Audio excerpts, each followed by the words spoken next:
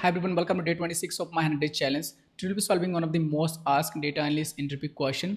So let's do the question. So the question says you have a table with this column which is called machine ID, process ID, activity type. So in activity type you have start and end the activity, and you have the timestamp which is with the time. So what you need to find out, it says calculate the average processing time by each machine. Now I need to know that each machine has multiple process. So machine ID 1 has process 1 where it has start and end. Then this machine ID may have again process 2 where it will again start and end, and each machine will have multiple process. So let's see how we should solve this question. Now if you see this machine ID 1, it has one process which is 1. So one has a start and one has end. It has one more process which is, again you can see machine ID 1, the process 2. So it is again has start and end. So again similarly each machine can have multiple process. So each process will have start and end. So we just need to see how we can solve this question. So let's see how we should solve this question. So I'm just going to select two columns, which is first column I am going to select machine ID, and then I'm going to select the process ID. Okay, so then I'm going to do a group by this machine and the process ID. So I would say group by 1 and 2, which is the machine ID and the process ID. So here I'm going to use max functions, and in the max functions I'm going to say that case. So I'm going to use a case statement to select all the end time. Okay, by grouping for each machine, for each process ID I want to select the end time. So I can say case when, and here I can say activity type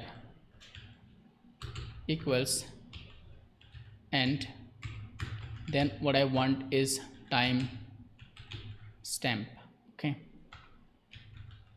so I'm just going to name it I'm going to end the case, so end, and I'm going to save it as end time. So this is going to select for each machine, for each process ID is going to select the end time, because I'm using the max functions. So it's going to select the maximum end time, okay, for each machine and for each process. So for each machine and for each process we will only have one end time, correct? So similarly I'm going to use one more max functions, but this time I'm going to use the start time. So I will save it called start time. So for each machine, for each process I'm selecting the start time. So I'm basically pivoting this table. So let's run it and you will see what I'm talking here. So let's go ahead and say end is fine. Okay, I just need to delete this. So let's go ahead and run it. So now I can see for each machines I have simply pivot this data. So for each machine, for each process I have the end time here, and then I have start time. Earlier I have each machines I have this start and then end like this, then again the same machine start and end. So I've just pivot the data this way because I can build some logic between this and this column here, right? So now what I need for each machines, because each machine has an end time, has a start time. So I need the total, the average time, the process average time. So this machine has two process 1 has an end time and a start time. So I can find the difference, and it has one more process which is process ID 2, end time and start time. Then I can just find the average, right? So here I can use this in a subquery. So I can go ahead and say select, what I want to select is the machine ID, and then I want to select the average of this, which is end time minus start time. So end time minus start time, and I'm just going to call it average process time. Okay, now from where I'm getting all these things, I'm getting from the below table, which is called this table. Okay, so I'm just going to use in a subquery this table. I'm going to name it called T1 or T2. So let me just put it here.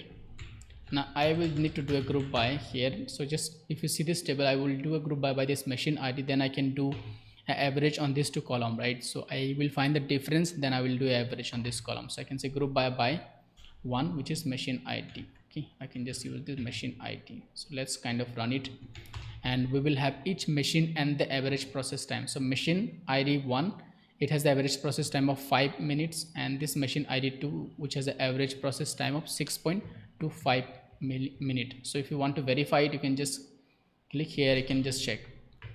So for the machine ID 1, you can see it has one process where the time difference between the end and the start time is 4.5 minute. it has one more process where the time difference between this and this is again 4.5 minutes. So this is the reason the average is going to be by 2 process for these machines, and the total time is 10, so that's going to be 5.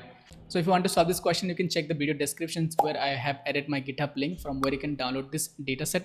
That's it for this video, guys. Thank you so much for watching the video till the end. Have a good day. See you tomorrow. Take care. Bye bye.